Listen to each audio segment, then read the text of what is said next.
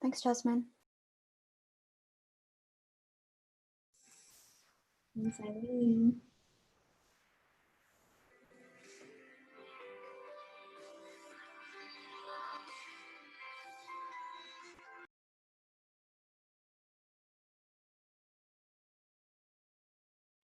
Yes, and we are live on YouTube. Wonderful.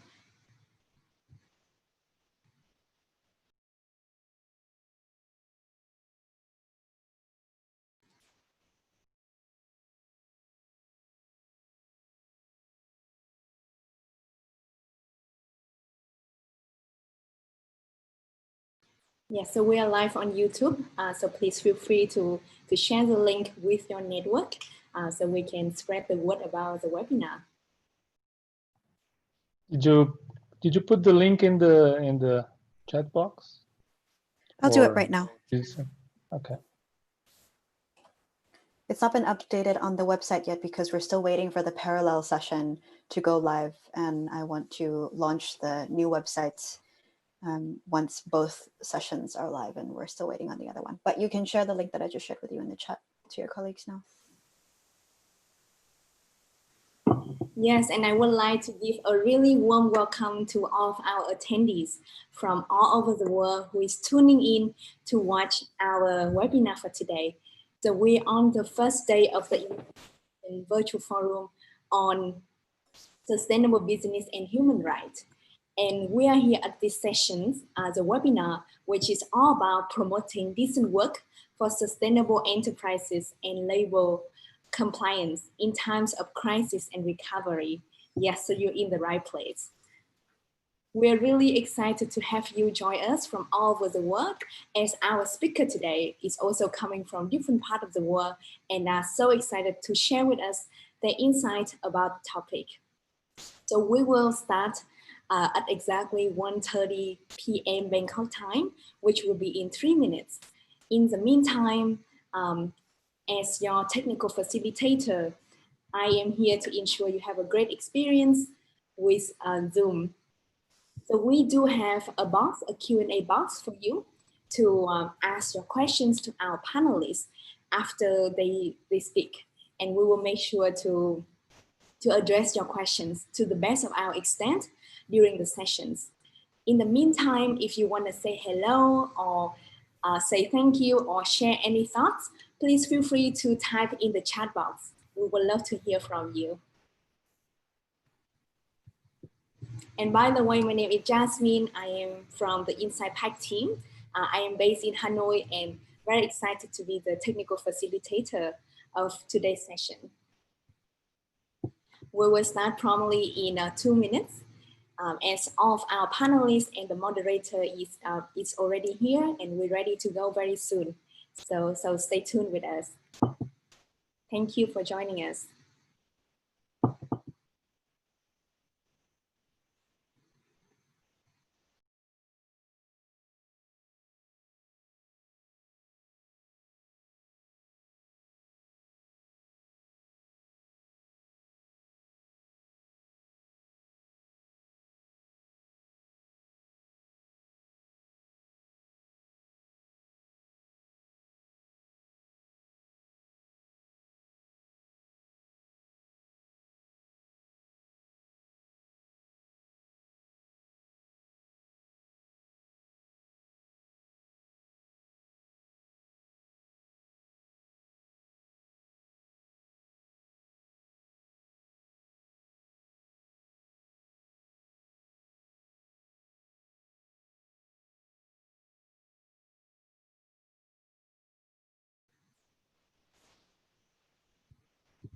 The recording has begun.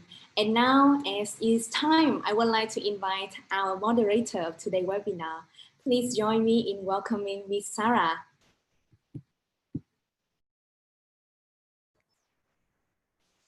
Thank you, Jasmine, and welcome to everybody. Good afternoon, good morning, participants, wherever you are. And thank you very much for joining us to this session on promoting decent work for sustainable enterprises and labor compliance in times of crisis and recovery.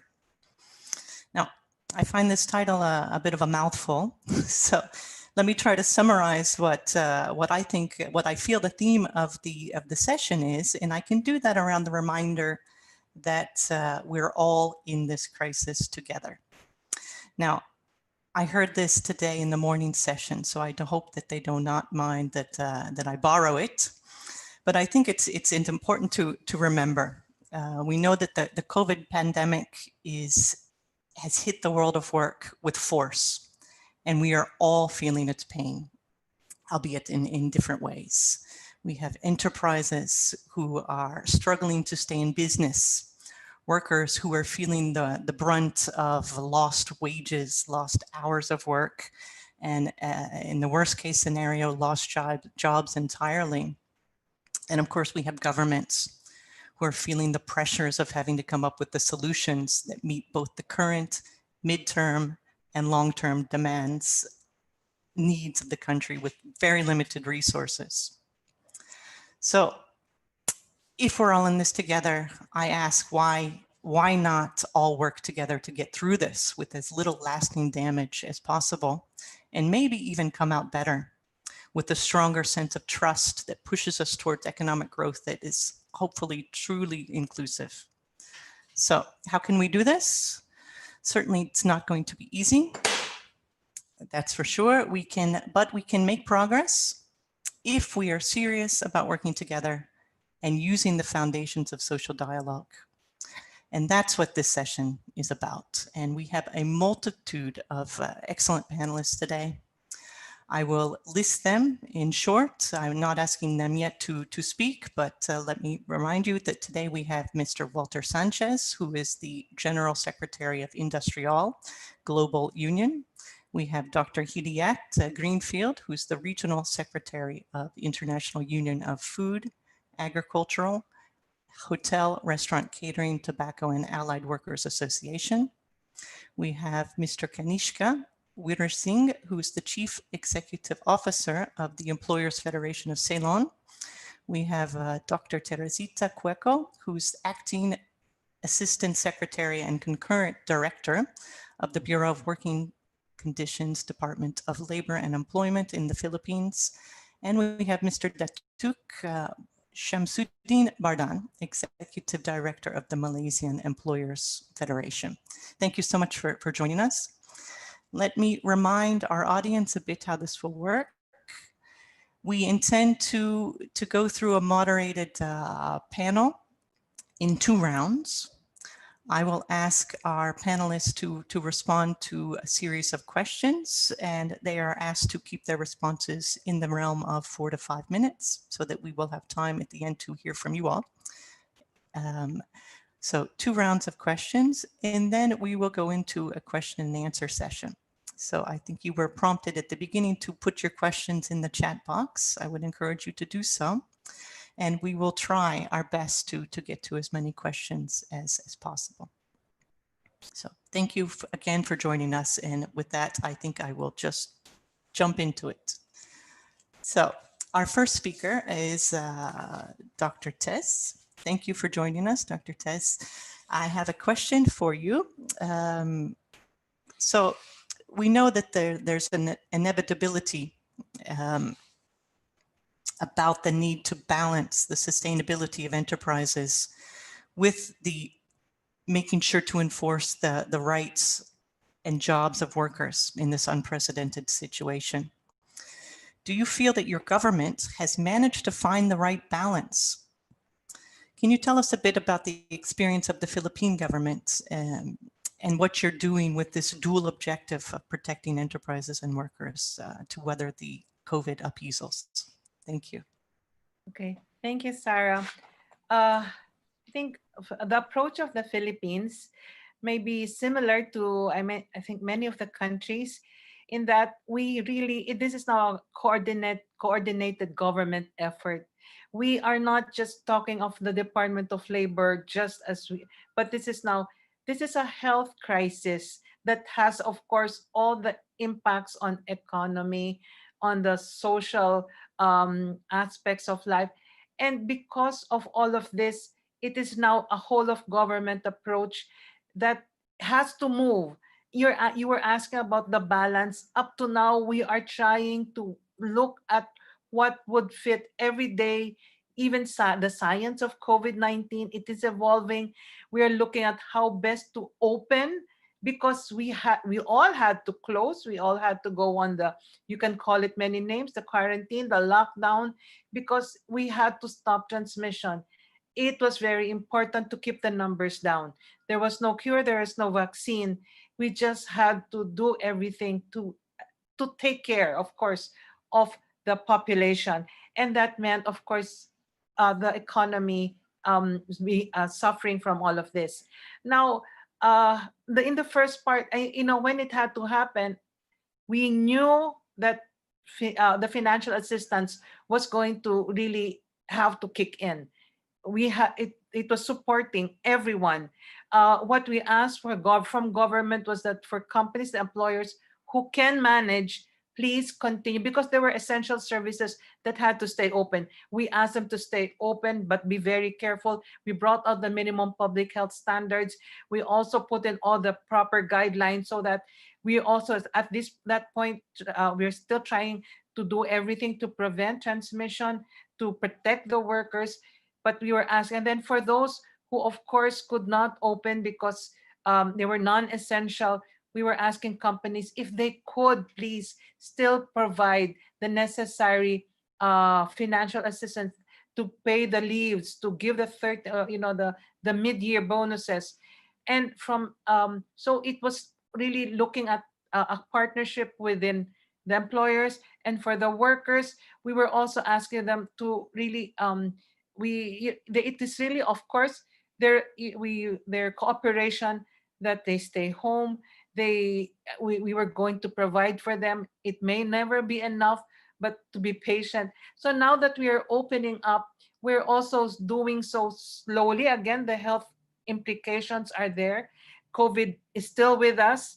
We're just trying to balance things out because we really feel the need.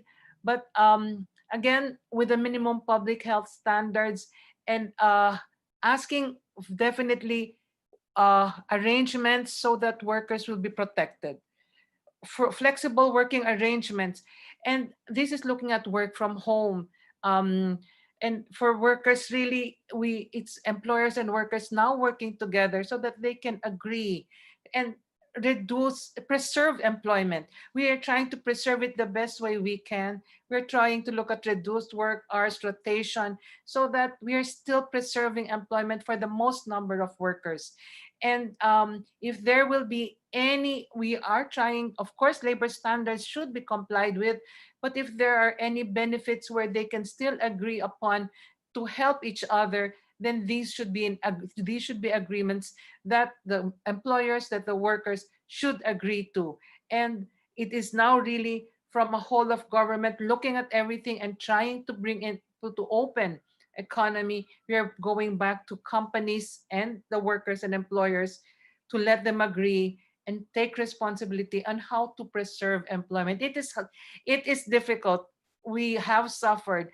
We see millions of workers who have been suffering, and we know it's not yet ending, but we are still trying to see the best mechanisms to make things work. Thank you so much, Dr. Tess. Now I will invite Mr. Walter. So the COVID crisis has highlighted again the vulnerability of workers and also the vulnerabilities of workers' rights. We just heard from Dr. Tess about the importance of preserving workers on the jobs. Yet we know that unfortunately, many of the informal workers have suffered immensely from the impossibility of earning an income during the lockdown circumstances. Many are falling between the cracks of government assistance. How does your organization, Industrial Global Union, see the issue, and what actions are being taken to address the vulnerabilities of informal workers during the current pandemic and potentially in its aftermath? Thanks, Sarah. Good afternoon, good evening, good morning to everyone that is following. Thanks for inviting me for this. Well, I think we're, as in the introduction was said, so we're living in an unprecedented crisis, which is not only the sanitary crisis that unfolds into a socioeconomic crisis, but also it comes on top of a global inequality crisis like never before, and a climate emergency. You know, it's not simply a climate change crisis, it's a climate emergency. So it's, like I said, the perfect storm is around the globe at this moment that we have to address the best way we can. And these times like this is when responsible business conduct is put into a test. So it's easy to be socially responsible in times of cycle of growth or business success. It's easy to be socially responsible. But now is the real time to say that we are socially responsible when we try to preserve jobs and income of the workers around the globe. So the ILO made a prediction that we're about to lose by the half of the year around more than 300 million formal jobs. And that will cascade into informal jobs. So formal workers that lose their formal jobs will lose their jobs and go to informal economy, and informal workers will be set on in despair even more. And you know, that's the characteristic of informal workers, because when they fall ill anytime, even before the pandemic, they lose their income. So they don't have any protection. So that's the reality that most of the workers are facing at this moment. So that's why it is so important that we work for a universal social protection. That's one of the goals that was present in at the ILO Centenary Declaration last year. The call for a global, a universal social protection, which is something that is fundamental for people to get through this crisis, having capacity to address it. And we have to remember that 94% of the global workforce is in the global supply chains. They're not working for the top multinationals that are on top of the supply chains. And it's very important that we address the informality, the precariousness that we have in the supply chains. So as actions that we're facing, so along with the other global unions, and I have my friend Hidayat from IOF here today, and we're working together in terms of addressing the multilateral organizations like the International Monetary Fund and the World Bank to put funds to be addressed to protect the income of workers and jobs around the globe. We're trying to support our affiliates unions at national level to get social protection floors so that the workers can get through this crisis. And we're also working in our sectors in terms of collective bargaining, supporting for collective bargaining, and also we have global framework agreements with 48 multinational companies in the sectors we represent, from mining, energy, and manufacturing worldwide. Those companies employ around 9 million workers and other about 20 million in their supply chains. And we are calling them on having a social responsible conduct in this crisis, especially to engage with negotiations with unions worldwide. That is the best way for us to go through the crisis and get out of that even stronger. Thank you. We now turn to Mr. Kanishka Weerasinghe, who I remind you is with the Employers Federation of Ceylon. Welcome, Kanishka.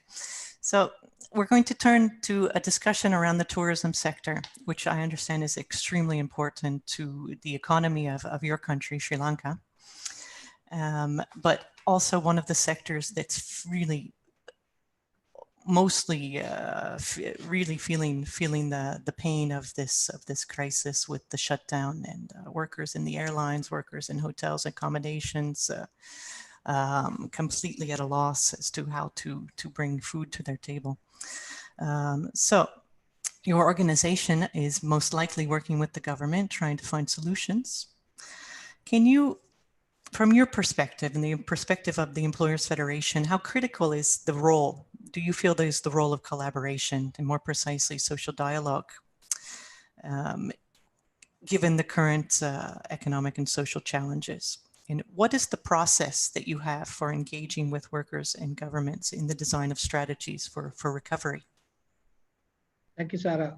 First, I would like to thank the organizers and IOE for inviting me to make these submissions. Before I answer your specific query, Sarah, let me give you some context about the importance of the industry. Because the tourism sector, we call it travel and tourism sector very broadly, contributes almost 12.5% to GDP. And but more importantly, it has a huge number of people working directly and indirectly. It supports about 1.5 million people out of a workforce of 8 million. So it's a large sector where not only contribution to GDP, but also employment matters. We were hoping to go up to a $5 billion industry by 2020. Unfortunately, last year we had some horrific bombings during Easter, which hit the tourism industry pretty hard. So our potential of earning $10 billion US dollars by 2020 has taken a hit, and also due to the COVID. This is a double blow to the industry, as you know. As a result, the industry, which was operating on government assistance for some time over the last few months, had very weak balance sheets when the COVID crisis hits. And we are currently faced with a zero income scenario. But we also have the responsibility to pay wages of employees. So this is where the dilemma is actually, and we were quite concerned about reports emanating through our surveys, the surveys done by the EFC as well as by the Department of Labor, where we found that many employers were unable to pay wages and they were actually really struggling. So yes, we engaged the government with regard to this important sector. Though I must also thank the government for taking very stringent measures, although it has hit the economy pretty hardly for the quarantine measures it has taken, because it has actually, Sri Lanka is one of the better faring countries amongst the region where the spread of the pandemic is concerned, where we only have about 1,800 odd infections and 11 deaths out of a population of 21 million. And this is fairly significant. But we have still not opened our ports and airports fully, and that is scheduled for 1st of August, and the government has actually given directions as to what we should do when we open up the sector, the travel and hospitality sector, which will definitely bring further challenges to the sector as well as to the health authorities as we go on. But life has to go on, and with that, we also encourage the government to open up the economy as fast as possible, because the issue was actually hitting the sector really hard, as is the case with almost all countries. And tourism, as you know, is the hardest hit in every economy and will be the last to recover. That's very sad, because this ongoing health condition will impose further restrictions, and also the fact that the pockets are fairly empty worldwide will also disease any traveler from traveling soon. And that goes for the local economy as well. So these are the problems faced by the economy, and the main sector representatives approached us and said they are actually envisaging 100,000 job losses, which is a very conservative figure because it didn't take into account the small and medium-sized employers in the sector. So that's something that really, we concentrated on, and our commitment to government. And yes, we did engage with the government at the highest levels, and that engagement is ongoing, and that's tripartite. What we did was we first focused on 10 key points, financial stimulus included, but we also focused on employment issues such as, trying to save as many livelihoods as possible. That was the commitment that employers wanted to give them. And I must say that Sri Lankan employers are trying to safeguard as many livelihoods as possible. Of course, there are job losses, that is inevitable. But what we want to do is to ensure that, we create a situation that we don't lose skilled employees altogether when we start. So that has been the message to employers from us and from them as well. They appreciate the point that we are making, including the small and medium enterprises. As you mentioned, collaboration is key to any aspect. And yes, we have had collaboration at the highest levels. There is a special task force that has been appointed to look at employment matters, and we have set 10 points for discussion, and we have been successfully implemented a few in collaboration with the government and our trade union colleagues. It has been a difficult discussion, but our objective was to ensure that we somehow found key solutions to some important issues. I must also emphasize that we based all our interventions, we went on the basis of tripartite values and social dialogue. The principles enunciated by labor standards, such as Recommendation 205 on employment and decent work for peace and resilience, which emphasizes that crisis responses need to ensure respect of all human rights, a rule of law, including respect for fundamental principal rights of work, was very much part of our minds when we actually approached these solutions. So we know that it's a difficult discussion. It was a difficult discussion, but nonetheless, my trade union colleagues also realized that there needs to be collaboration, but the path is going to be difficult. But we thought that we will strike out a deal, and this particular agreement, it only addresses one issue. That's the dilemma faced by employers of having to pay worker wages for periods of long curfew, where on one hand we are restricted from bringing the entire complement of workers because of health restrictions. So we tried a solution, and which is an equitable solution, I might say, for a period of 2 months, and I hope that it will continue, because it has given a lot of confidence to employers to retain as many employees as possible and to retain the livelihoods of employees, whilst business continuity also continues, because that's very important. Business has to continue for jobs to remain. That has to be understood. Of course, there will be issues, but we are hoping that these issues can be solved at the national level, but more importantly at the enterprise level, because Sri Lanka has a mature industrial culture which is very much focused at enterprise level. So the concept of sustainable enterprises as well as employee worker rights have been driven into these systems over the years, and it's paying off. It's difficult, but it's paying off, because discussions are ongoing both at especially at the enterprise level, and we are encouraging our employers to do exactly that, so that solutions can be found. And I'm extremely happy to report that things are fairly good and not as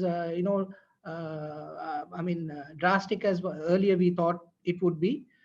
But we have also are promoting the reskilling of employees, for example, in these particular industries, because it's going to start a bit late. The recovery is going to get delayed. We are focusing on things like long furloughs, where there is a lien on employment, but at the same time reskilling them to work in compatible industries such as the healthcare sector, because they can actually transit and work in those areas. So we are trying different approaches. Government is also trying to have a bubble approach where tourists can come into the eastern region. So we are also looking at that very carefully, so that we can perhaps loan some employees in the western province, maybe to hotels and the tourist areas in the eastern province. We are looking at that as well. But we are looking at this issue of reskilling employees and encouraging. In fact, we have encouraged the government to assist us in setting up a job bank as well, because it's not only for to place employees in jobs, but also to reskill them or maybe upgrade their skills based on the recognition of prior learning. And recently the government gave us the nod to implement what we call the skills passport. Of course, that's a long-term sort of solution to have a national database of skilled employees.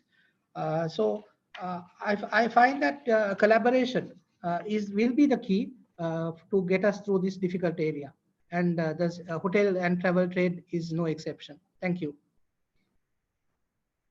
Thank you so much, Kanishka. And it's I like to hear a bit of the positive. So thank you for reminding us that responsibility goes both ways. It's also very interesting to hear about the hope that reskilling might have as a solution, or as one of our tools in our tool belt.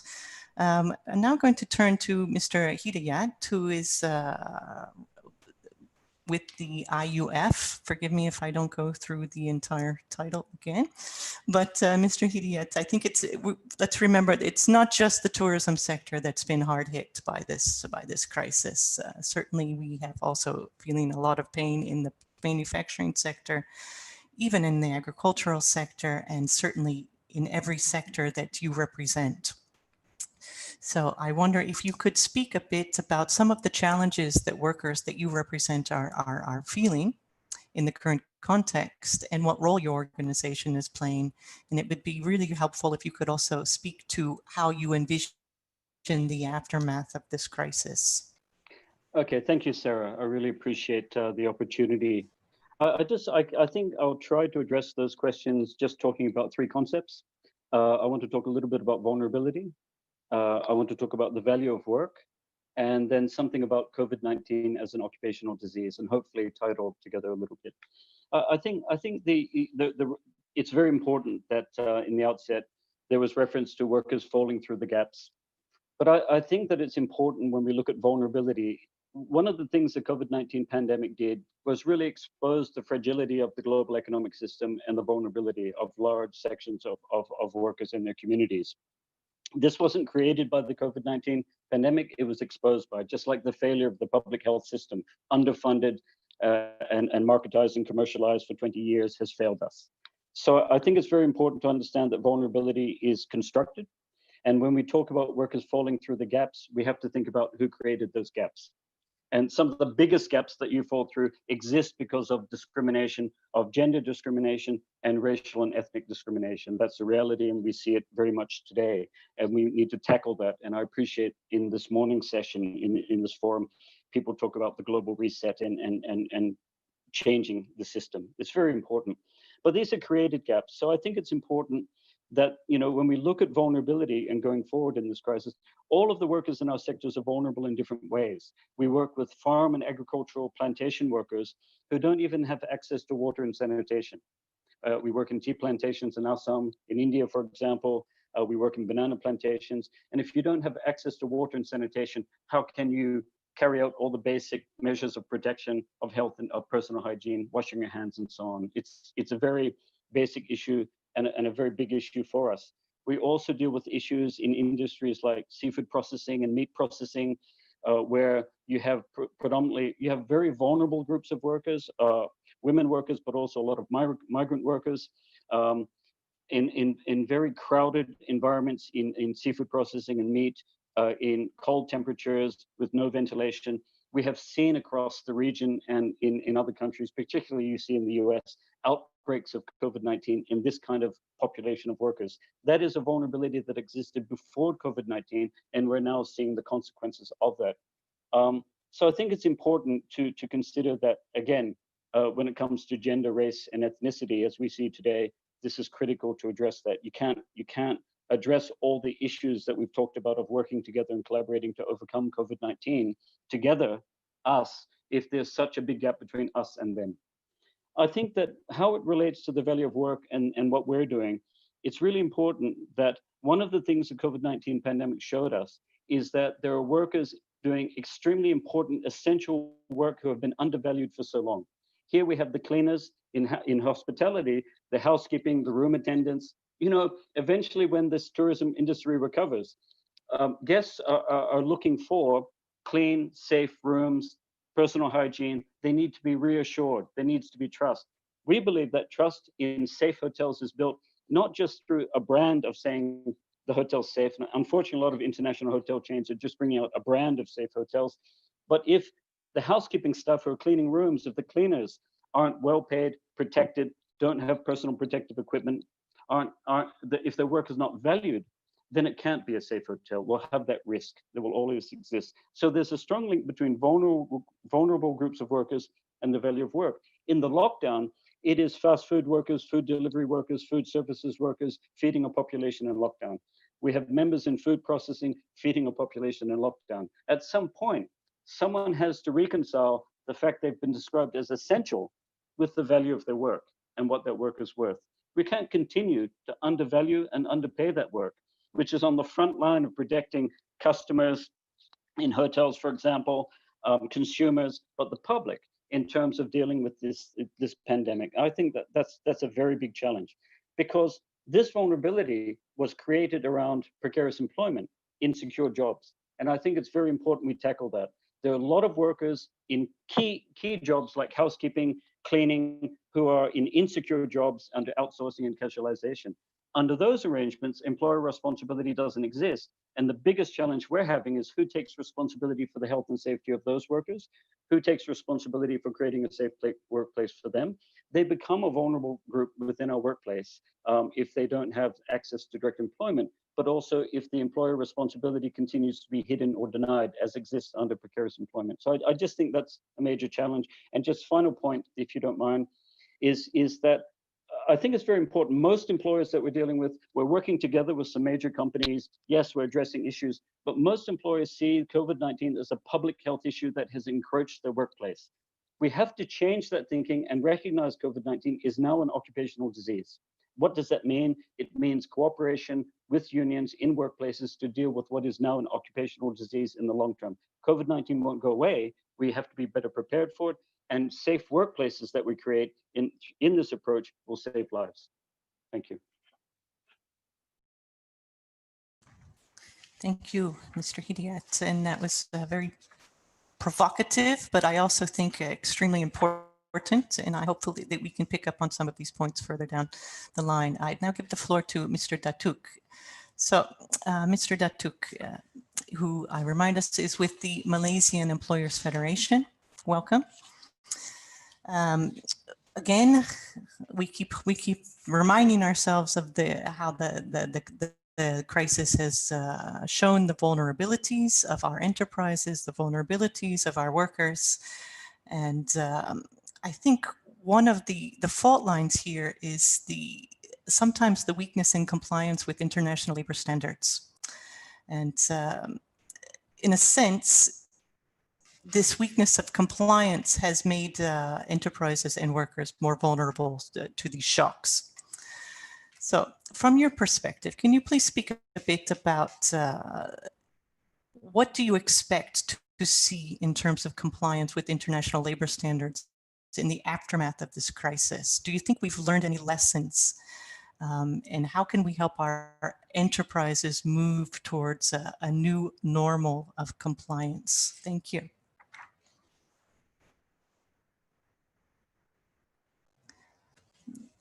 Sorry, but you'll need to unmute, Mr.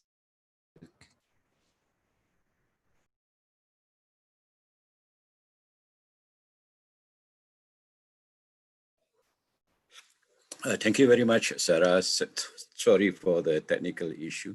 And good morning, good afternoon, good evening to all the participants to the webinar. And of course, this particular COVID-19 is something that hit us very hard. Hit us as employers, and also as government and as society. And of course, question is whether, we are even talking about post-recovery now. I don't think we are there yet as far as post-recovery is concerned. And of course, we had been through the stage of where we have total lockdown, and then we have partial lockdown, and most states now have what we call it as trying to on the path of recovery. But still, I think the issues of compliance with the labor standards will still be there. And of course, I mean, when you talk from the employer's point, at least, of course, employers always feel that complying with ILS can mean extra cost to the employers community.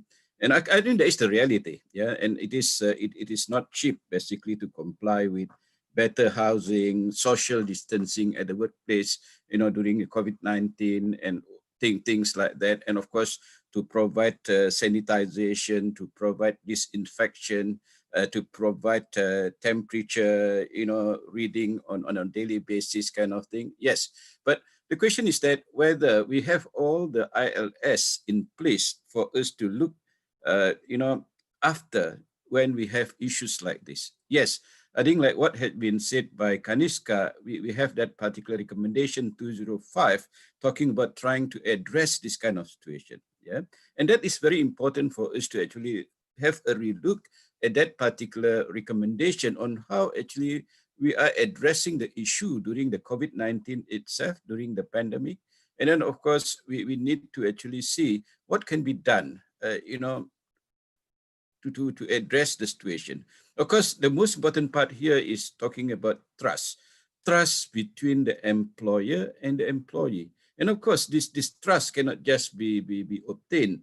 It needs to be built, basically, by both parties, employers and employees. And of course, here we have within our ILS, of course, the issue of social dialogue. And of course, social dialogue is very, very important, even during the pandemic situation. And like what Kaniska had alluded, it's not going to be easy. It is going to be very hard. Say, just for example, talking about the Malaysian situation, when the government started to announce the lockdown, the government said that you employers, you must pay full wages and allowances during the lockdown. Imagine employers without having any kind of revenue has to pay those kind of full wages, full allowances. Of course, we in the Malaysian Employers Federation say that no, we are not agreeable to that kind of situation. Of course, then we started to talk about what ought to be a fair level of wages when employers are not getting any revenue. So this is very important for us to actually talk about social dialogue during that period. And of course, I think most countries would have had some kind of social dialogue, even if it's not tripartism, it is bipartism at least, yeah. But of course, we expect that the government need to also be very, very proactive on this during this period and listen to the issues raised by both parties, both the employers and the employees. So the question is that, so that is the social dialogue part. And of course, the issue of wages become very critical when we talk about the pandemic itself. And of course, the job losses, yeah. And of course, it was mentioned that, yes, the pandemic will create a lot of job losses, at least possibly by half of the working population may suffer job losses during this period. Yeah. And of course, it's very, very important that actually employers be given a chance to actually survive during this period. Yeah. So we are talking about new norm here. It's say, for example, the employers have a fund to pay 2 months' wages.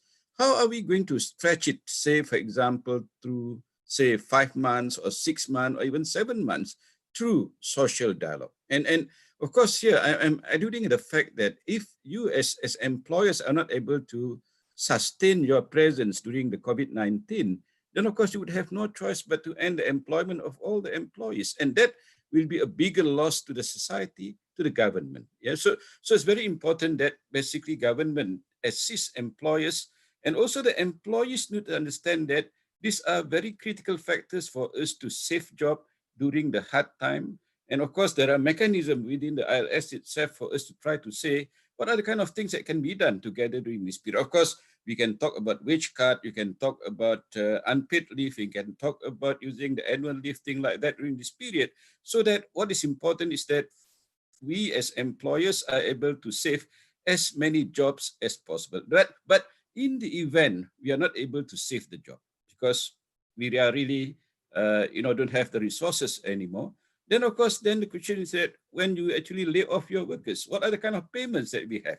Of course, within the ILS, yes, there are guidance on how payments or severance pay got to be made, things like that. Then of course, during the good times, many governments had set up about what they call it as the social security net.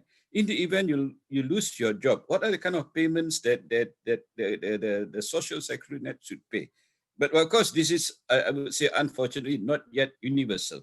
There are some countries that had set up their employment insurance or unemployment insurance, whatever you call it. But, this is where during this time, many companies had actually been able to ask their employee to be assisted through this kind of program in order for them to actually be assisted wherever they lost their job. Yeah. So of course, in a situation where possibly you lost your job, of course, I think within many countries, within the ILS, there are standards to say that you actually can try to argue your case out, whether at the arbitration or whether at the civil court, in order trying to actually get some further compensation from the employer, so as to make sure that you are there.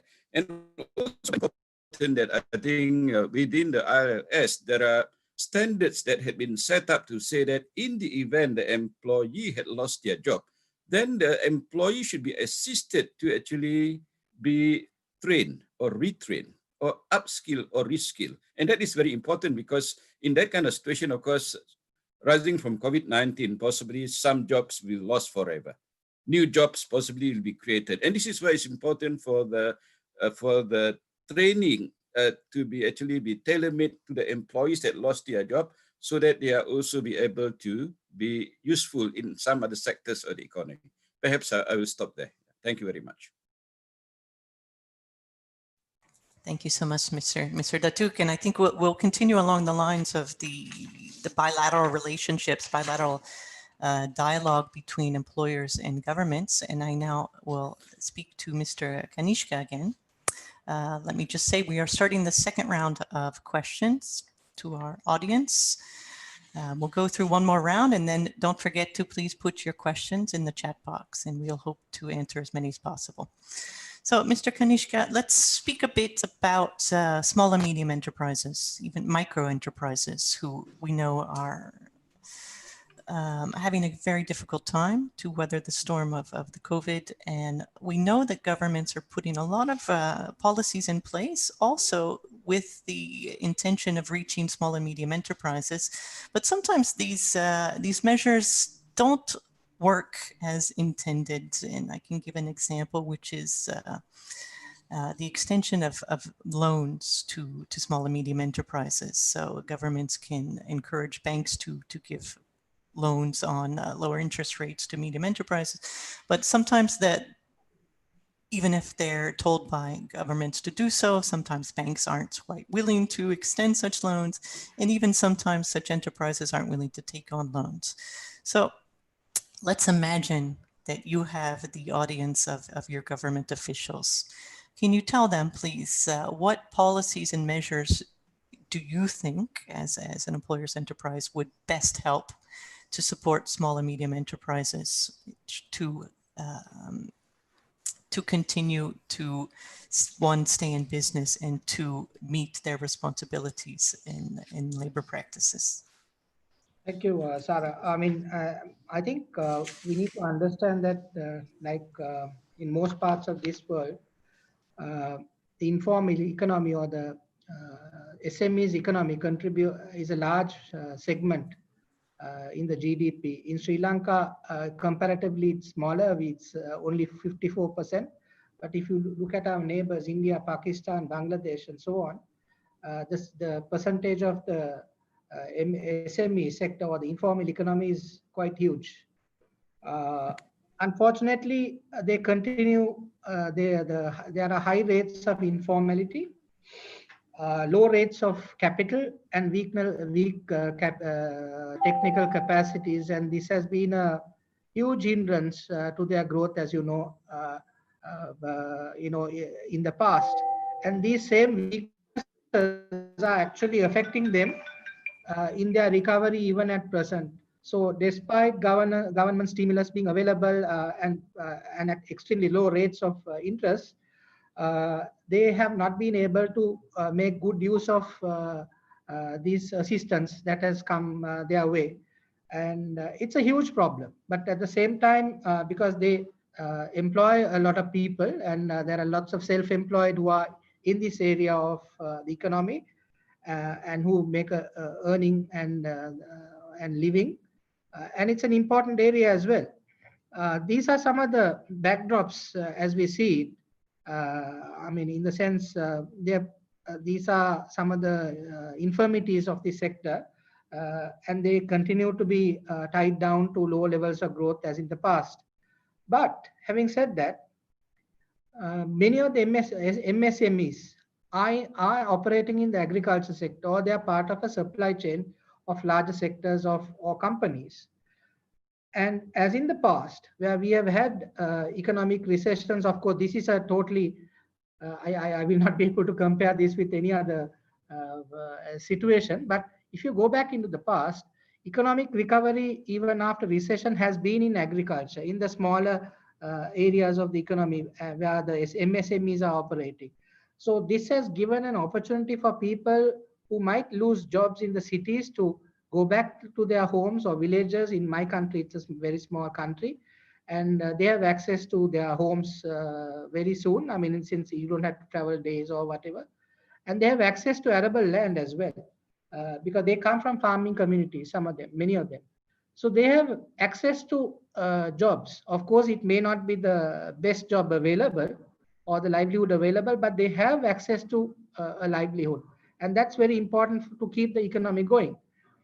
And many young people are now at home in the villages, in these rural areas. So they are looking for jobs. They are looking for opportunities to improve themselves and their livelihoods.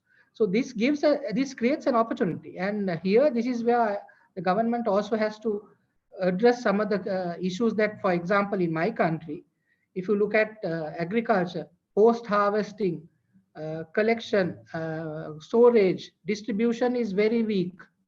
And as a result, we throw away about 40% of the perishables that are produced. So this gives an opportunity for the governments to actually intervene in a consistent manner to give assistance to not only the existing people, but to young people who are trying to aspire to making a living, an opportunity to grow in the sector. For example, food processing is a good area that we can actually look at. That will actually improve not only jobs and availability of employment, but more importantly, food security for the country. So that's a huge area. And we are also looking at the formal plantation sector. I heard some of my trade union colleagues mentioning this.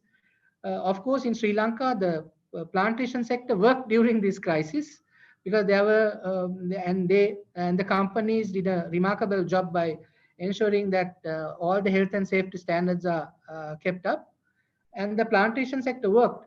And we had a dearth of labor in the plantation sector a few years ago. That was a huge problem, where we saw people migrating to cities. But the reverse has happened now, Sarah. Now there are lots of youth on plantations, living with their parents, living with their siblings, looking for opportunities. So I think there's a win-win here, even for the plantation companies, to attract youth back into these roles.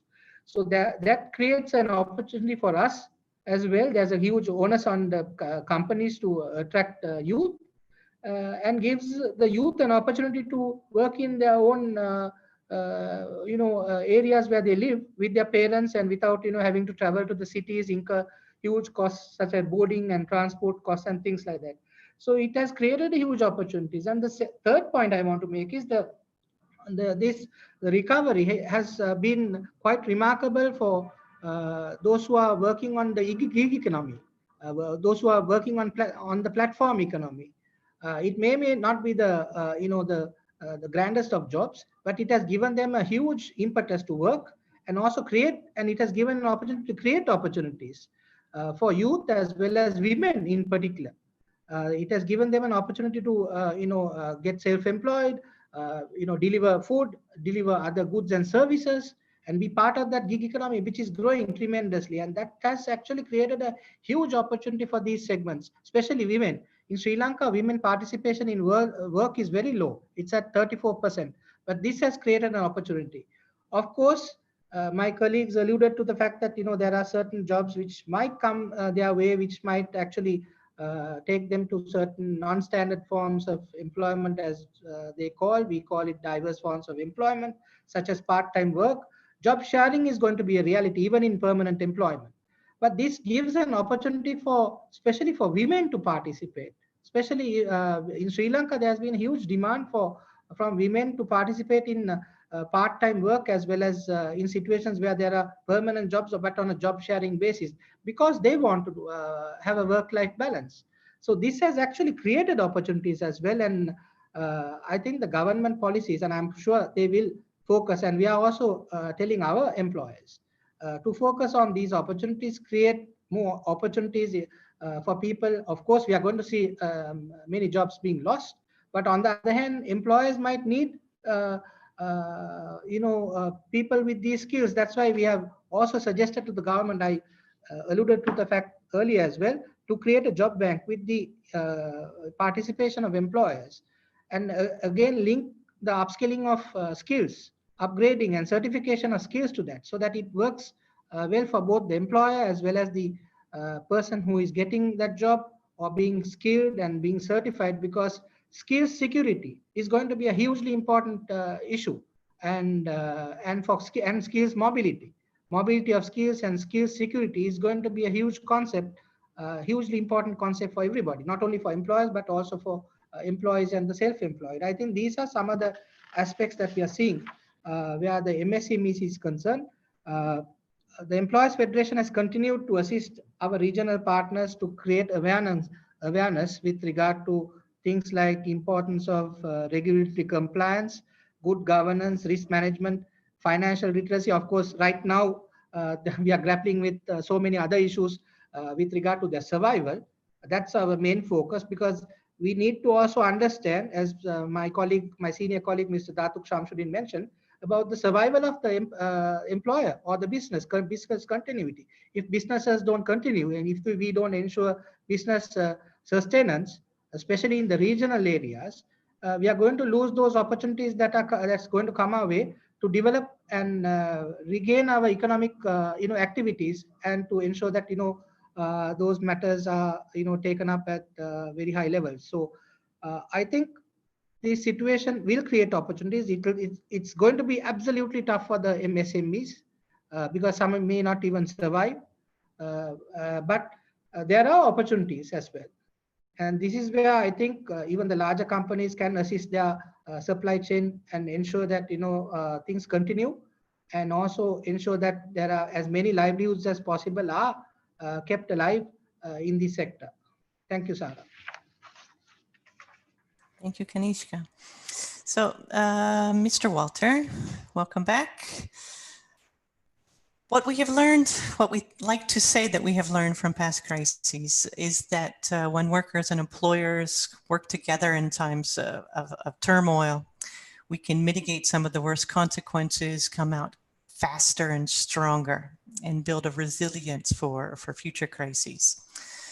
Now, we've heard from the discussion today that there are a lot of potentials for discussing what this new future could look like. We've heard about the importance of reskilling. We've heard about the importance of protecting essential workers and raising the value of essential work. And we've heard from Mr. Kanishka just about the opportunities that there are in sectors that are currently undervalued. So how do you think we can work together with workers and employers organizations to discuss on these new issues and to build back stronger? How do you think we can take advantage of social dialogue to move forward? Yeah, I think this is absolutely fundamental that we have it in mind. When we're talking about responsible business and human rights, I think it's absolutely fundamental that companies understand that the workers are consumers. And if they are consumers, they will continue buying, and there will be production for it, and then we preserve the cycles. Governments should also understand that workers are taxpayers. So if they are not employed, if they don't have income, they will turn out to be dependent on social programs. So it's absolutely fundamental that we understand that preserving jobs and income in this crisis is absolutely fundamental, that we go out of this crisis as quick as possible. So unfortunately, we're seeing a number of multinational companies that are having only a short-term vision, that are trying to, instead of protecting the most vulnerable workers, they're trying to protect their shareholders and taking advantage of this moment of crisis to restructure. And in this sense, by putting thousands of workers out of job, they're increasing the market value in the stock market of the companies, or transferring more profits to their shareholders in a moment where there should be some social responsibility from their side. And I appreciate, I mean, Mr. Kanishka and Mr. Daktuk just mentioned the importance of SMEs in this process. They don't have the liquidity, they don't have the same cash flow as big multinationals. So they are not at the same level, and they are responsible for the vast majority of the jobs globally. So SMEs must be protected by policies from governments, but also multinational companies should take responsibility for their supply chains, because out of this crisis, they will need them back. And if they are broke, you take more time, you have disruption, there'll be a lot of problems that you have. So I think it's absolutely important that that the multinational companies also take responsibility for this indirect workforce that work for them in their supply chains. So instead of continuing putting pressure on reducing costs of their suppliers, they should be trying to preserve the jobs and income of the most vulnerable workers in the supply chains. It's absolutely important. But at the same time, I think it's looking at the bright side that we, fortunately, we see that when we work together with companies, we can get very good results that, you know, it will keep the economy, not only the companies, to be more resilient, but also that the whole economy will recover faster. And we have a number of examples of companies that at this time, they are taking decisions of not distributing dividends. So they're not paying their shareholders this year, which is a right measure to do. We have companies that decided that the high executives of the companies are taking pay cuts to distribute the income inside the companies.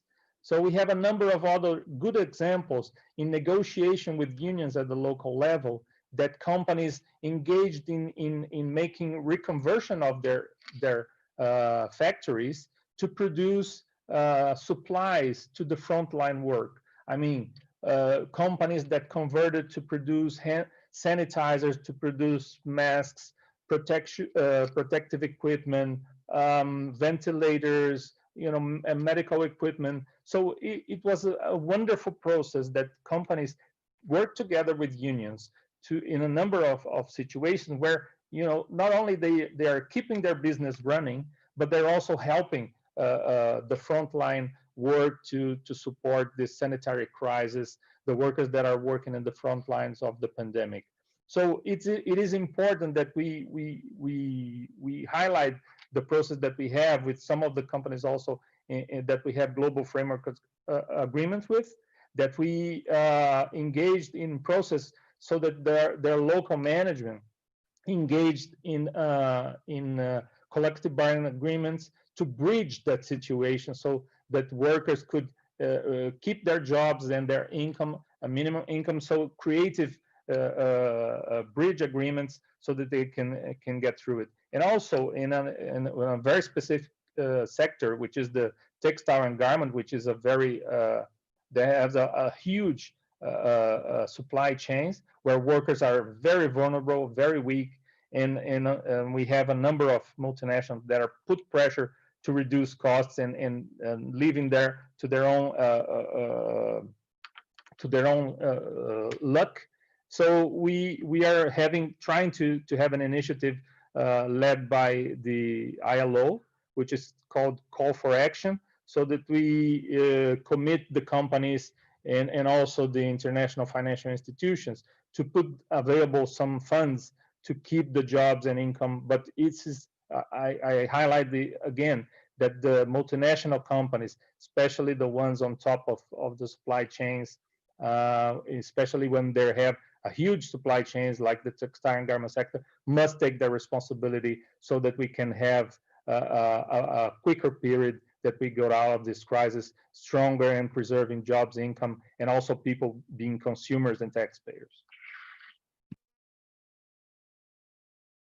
Thank you so much, Walter. Okay, back to Mr. Datuk. So again, we've heard several times throughout the day that the crisis is showing the cracks or making the cracks in the system even bigger. And we know that one of these cracks has to do with the labor inspection systems in a lot of countries, which are often overtaxed, underfunded, and have little capacity to reach all of the enterprises that they need to reach. And now we're adding even more burden on the labor inspection system by asking them to inspect how well enterprises are doing at protecting workers against future COVID outbreaks. So I would like to ask what you think could be done differently from the enterprise perspective to promote a culture of compliance on safety of their workers, but also what innovations do you think could be done within the labor inspection system to make your job a bit easier?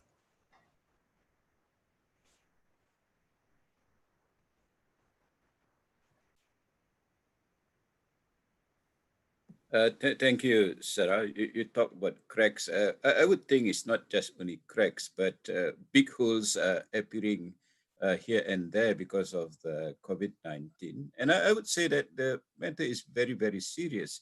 And when you talk about compliance in a situation where the company has issues about trying to survive, because it's going to be very hard. What more, you're talking about compliance in the informal economy, which had traditionally not been able to follow most of the labor laws or labor regulation. So I would say, yes, I would say that we are now entering a new norm. And I would say that the labor inspection should also be thinking about doing the inspection in a different way. You know, obviously, if you expect to do the inspection in a normal way, before COVID-19, it would be not able to actually fulfill its obligation. And I would say that let us look at the way you do things now, just like now you're doing webinar, for example, through online, yeah, and we're able to connect so many people. Why not the labor inspection now try to do it in a similar manner? There's no need for them to actually go to the workplace and try to see whether the company comply or not. And how many places can they go in a day? Possibly max 2 or 3 places. Whereas if we send out a document on trying to seek compliance from the employers and say that this document is broadcasted through the net, possibly you can get replies and you just stay in your office to see where are the non-compliances. But I think it's important that when you talk about non-compliances, whether employers have a good reason not to comply, I would say yes. During this period, we are talking about survival. And we are talking about trying to comply, but because of trying to comply, then you are able to survive only for 1 month.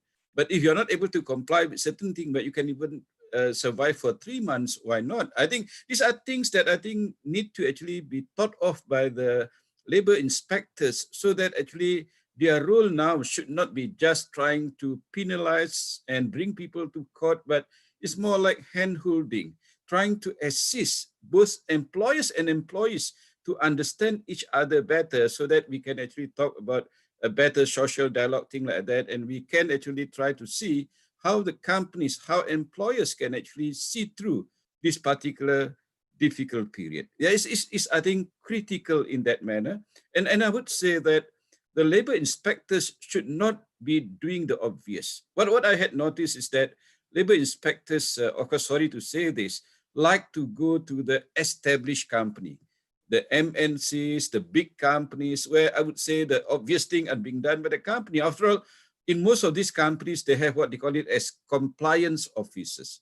Why should you spend time and money on these kind of places? You can go to other places, the smaller ones especially, perhaps the informal economy, and see, actually guide them on how to comply with all the rules and regulation in a better way. And that I think is very, very critical. And I would say that perhaps it is time for us to really walk the talk about self-regulation.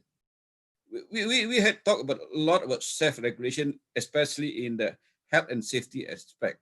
But what is, I observed basically, even though you talk about self-regulation, the inspectors like to come to the company very often.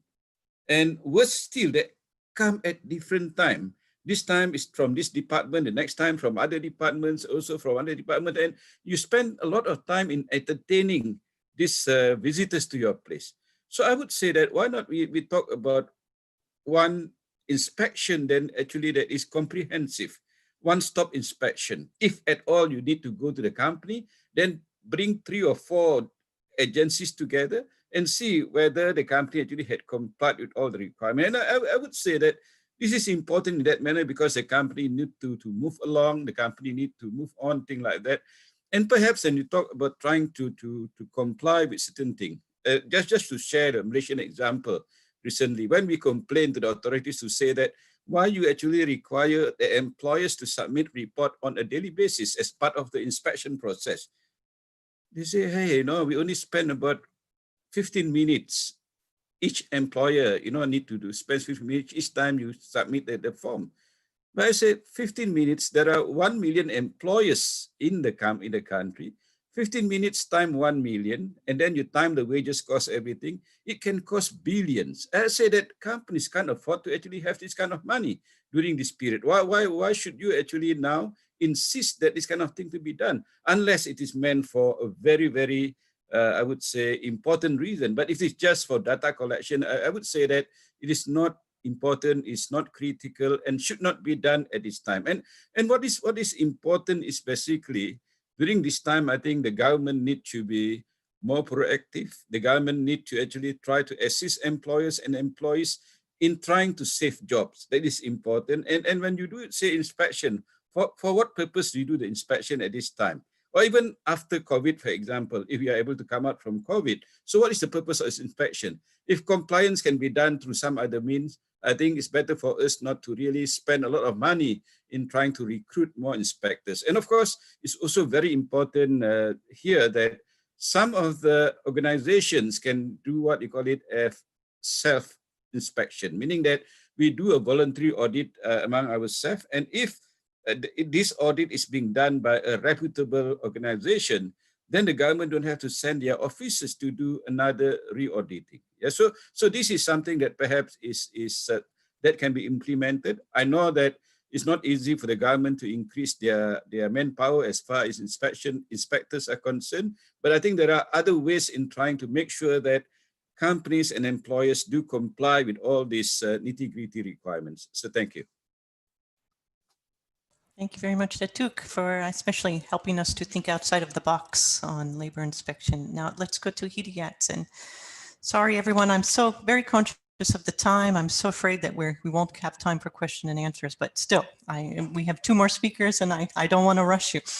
Mr. Hidayat, so let's think outside of the box a little bit about informality. And we talk about the opportunity that this crisis brings to really, again, remind countries of the importance of moving from or making greater progress towards transitioning from informality to formal economy. And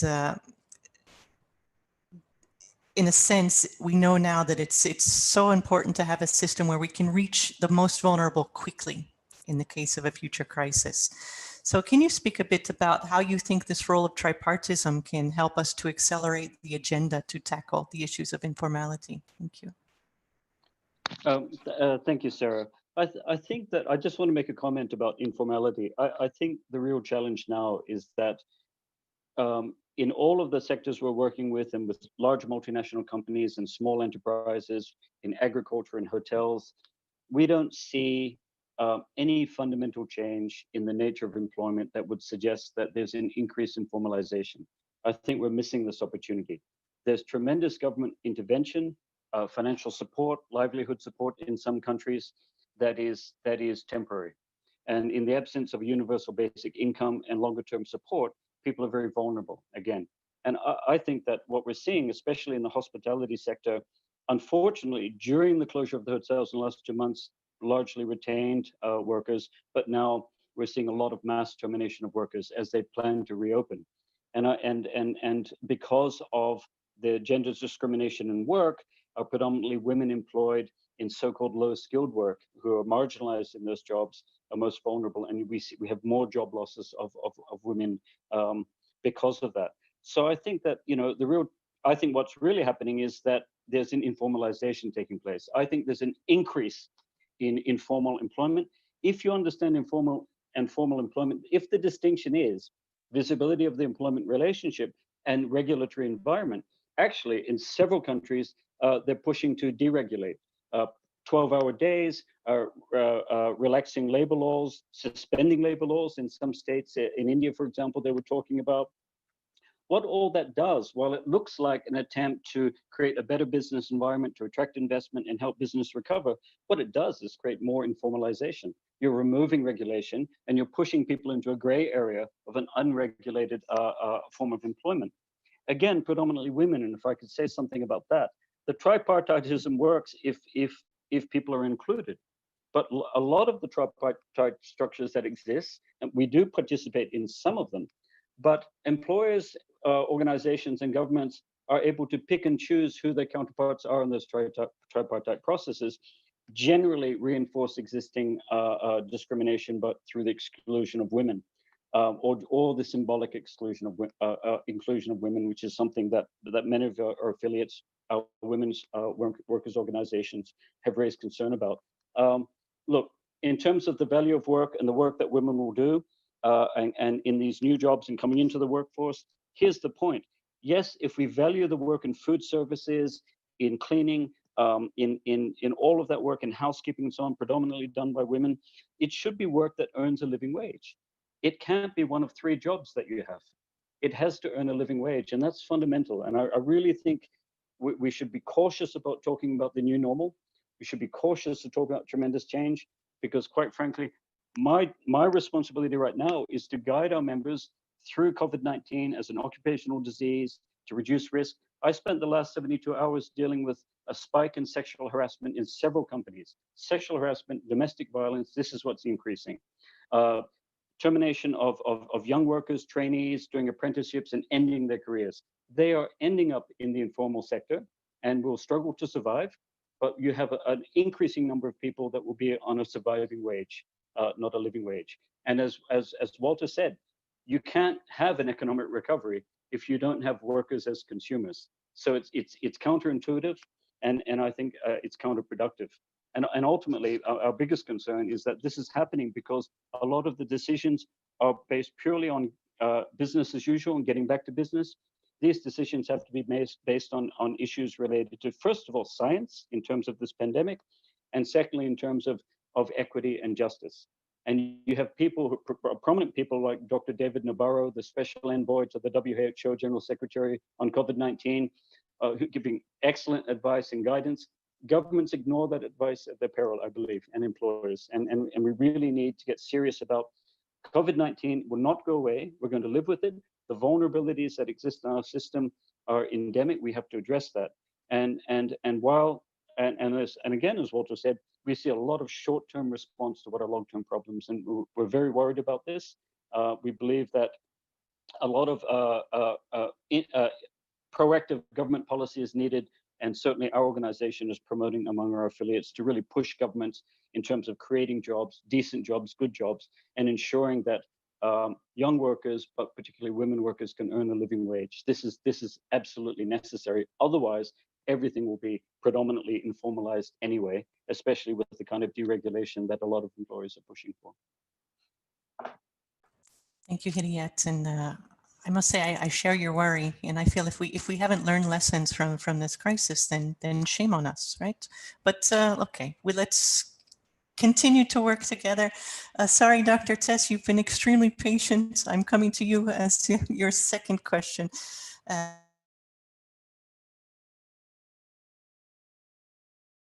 To the governments. Let's come back to governments, and let's talk about how tripartite coordinated action in the Philippines can help prepare your country for the return to work, and how we can learn these lessons of crises so that we can make sure that we don't go back to the same system where workers remain vulnerable, where informal enterprises slip through the cracks of government policies.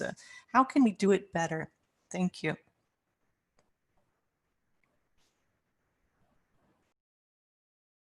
Sorry, Tess, you'll need to unmute, please.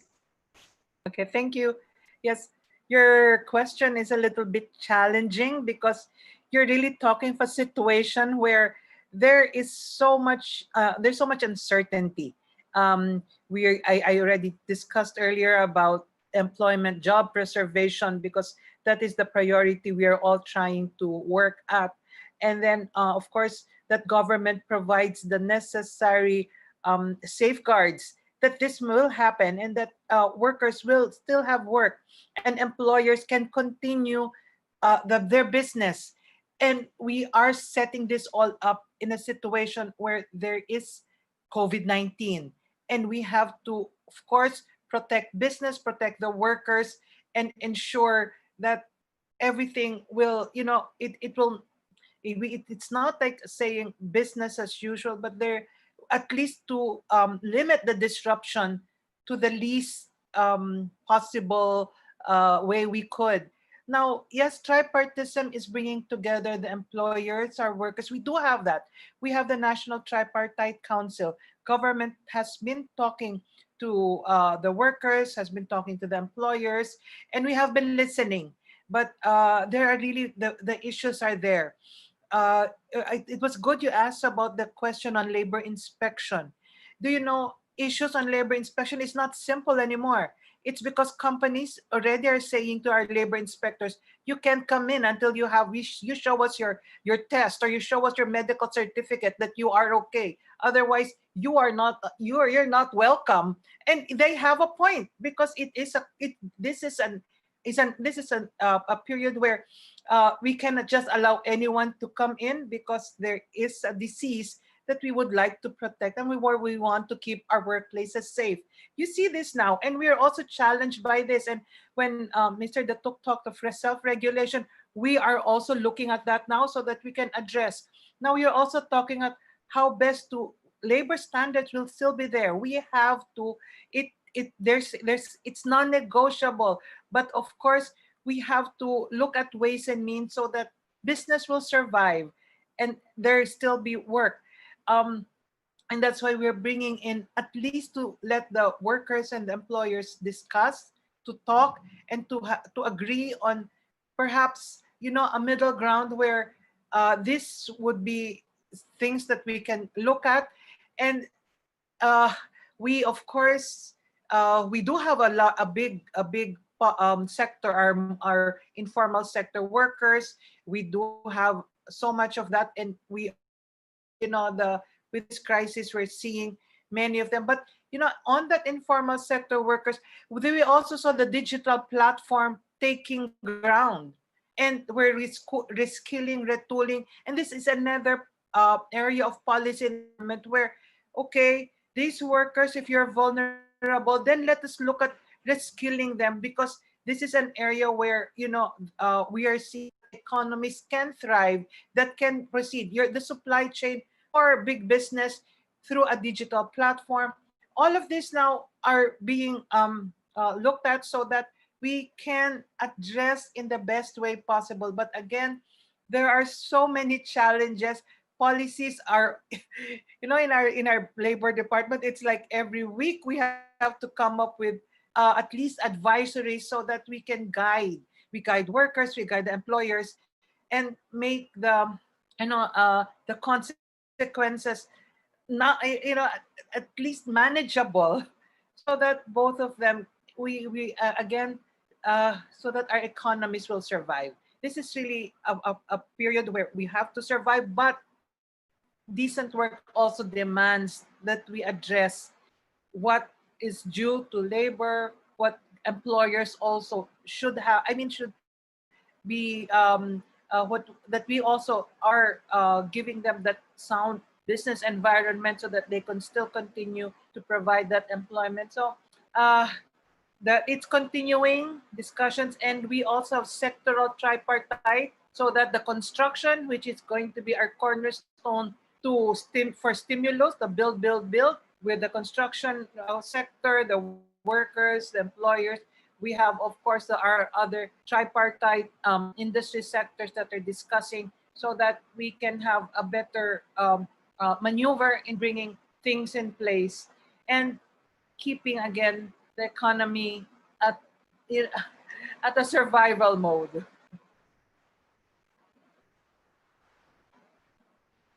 Thank you so much, Tess. Thank you, panelists. I think what I find really reassuring from this session so far is the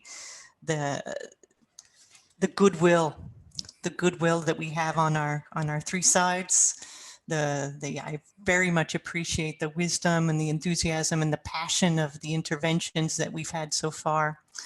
And I do, all of the challenges notwithstanding, I do think that there is some possibility to learn lessons from what has come from this crisis and to potentially change the pattern of inclusive growth. So thank you so much. So with that, I will close the interventions from our panelists. We have only 10 minutes left, unfortunately, but I will open the question session. We do not have time for many questions, but before I do go into the questions, I would like to give the opportunity to one more person to speak. And we have with us Ms. Liu Hansong, who's with the China Enterprise Confederation, and she would like to give us a bit of comments about what she has heard today. Thank you. Please, you have the floor. Thank you, Sarah. Good morning, Datuk Kanishka and all friends. It's my pleasure to be invited by the forum organizer to join this topic. I'd like to share with you what's going in this field from a business organization perspective. As we know, we are fighting COVID-19 around the world. We hope that we can work together, share our experience, learn from each other's best practices, defeat the virus, and resume normal life and work soon.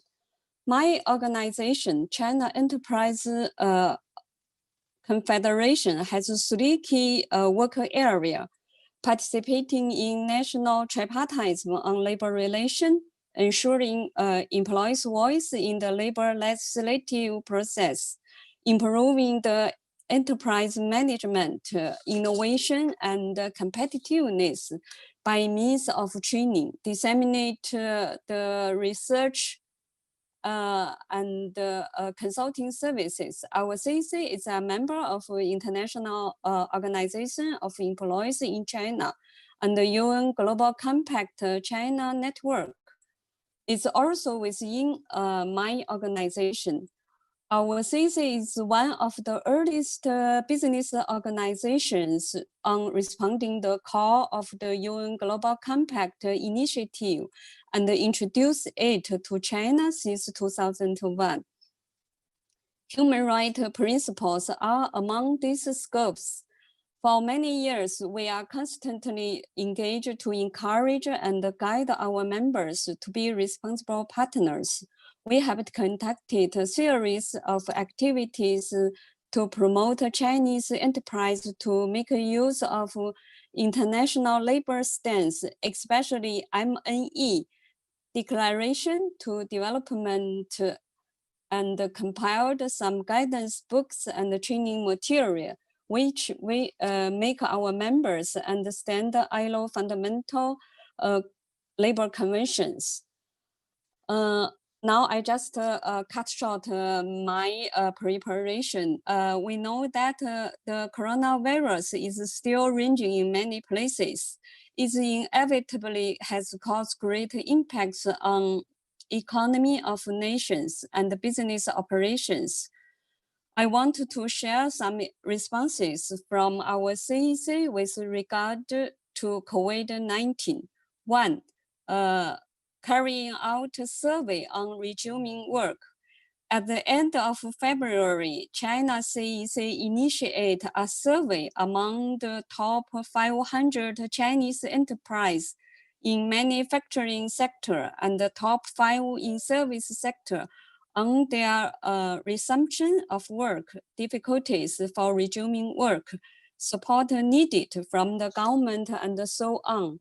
The report based on the survey we completed and presented immediately to government for them refers to when issuing new policy on support enterprise to resume work. We emphasize the health of the employees be at the list of the priority for employers. 2. issuing the guideline on industry relation. We, together with the Ministry of Human Resources and Social Security and the All China Federation of Trade Unions, has issued an opinion on maintaining stable industry relations and supporting enterprise to resume work during the time of fighting against COVID-19. It has been disseminated extensively to enterprise to guide and support them to maintain the labor relation facing difficult time. Complying government supporting policy guidance, the report based on our survey indicated the most enterprise and hope to get the policy support from the government and the financial bank or financial support from the bank.